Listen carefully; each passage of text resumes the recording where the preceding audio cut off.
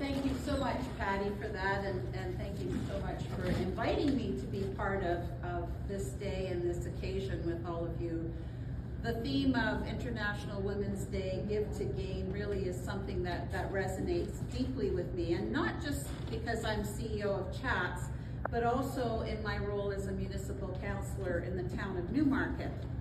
And as a woman who grew up as part of the generation that was determined to change the status quo, maybe not quite as far back as the 1800s, but we were among the first to insist that women didn't have to choose between a career and a family, between leadership and caregiving. We believed, sometimes quietly, sometimes a little bit more loudly, that we could do both. And we paved pathways for the women who follow us today, as Stephanie mentioned. We pushed boundaries because we knew that our daughters deserved a world without them. But even with the progress that we've made, and you know, I concur with what Stephanie was sharing with us, the reality is that women today still face inequities to shape their opportunities. Women are overrepresented in the giving sectors: healthcare, community care, social services, education, and caregiving. Roles that our society together, roles that hold our society together, yet remain undervalued and underpaid. Women continue to earn less, face gender discrimination, and advance more slowly. That's the reality. And nowhere is this inequality felt more deeply than later in life.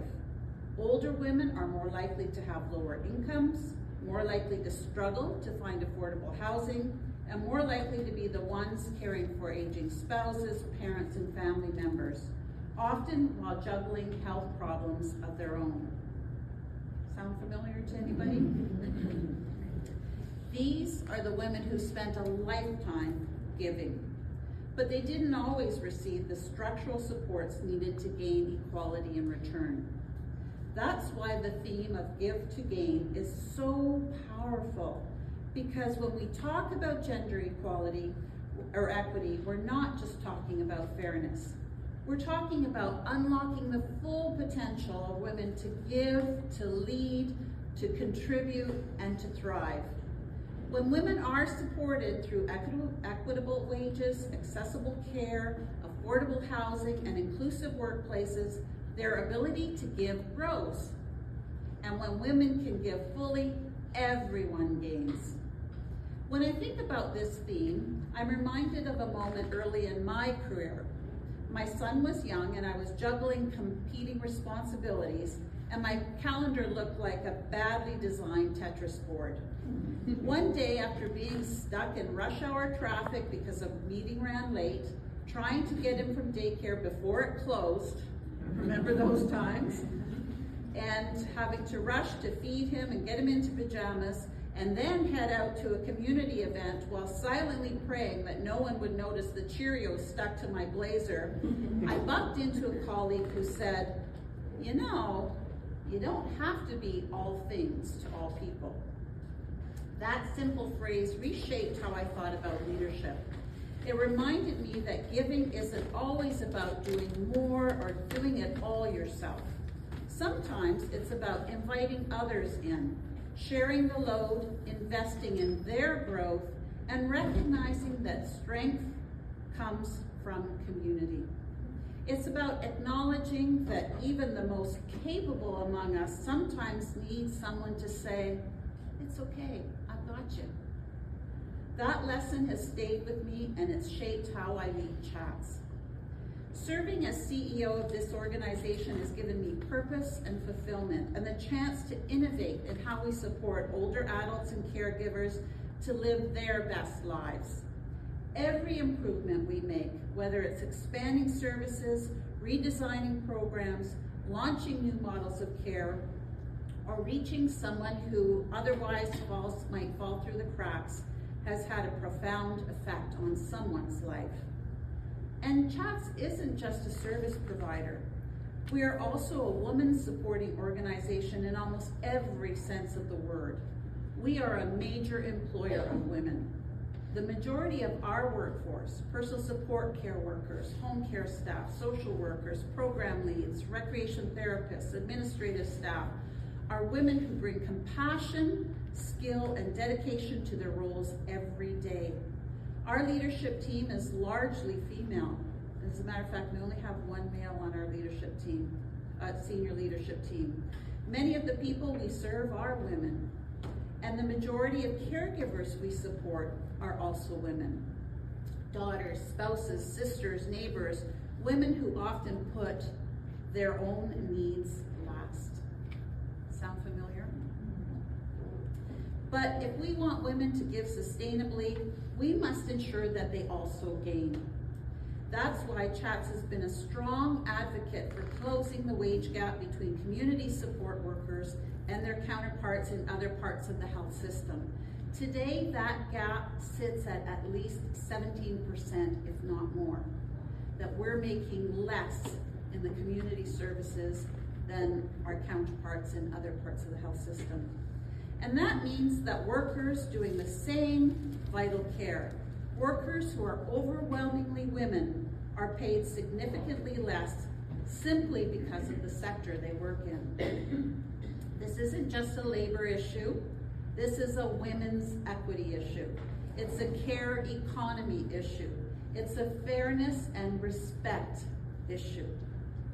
Part of my responsibility as a leader is to advocate for the investment our sector needs so we can recruit and retain skilled staff, so we can pay a living wage, and so our mostly women workforce is valued, supported, and recognized. Please take a minute now and look around at the women who work at CHATS and give them a round of applause.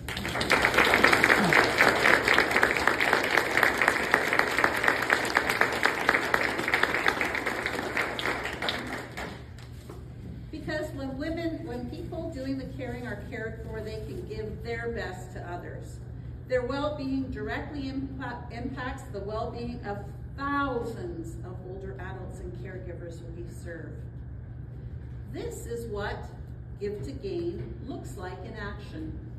We give to our workforce through advocacy, fair wages, supportive workplaces, and in doing so, we gain stronger care, stronger community, and stronger outcomes for every person who relies on CHATS. That same spirit of Give to Gain is reflected in my work as a counselor, and I'm sure this is something that you're all familiar with.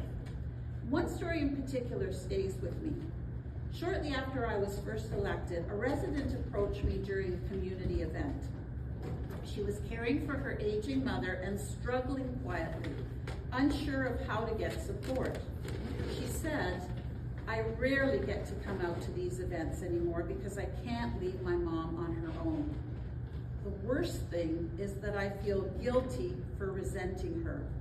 She's my mother and deserves to be cared for, but sometimes I wish it wasn't me that has to be her caregiver."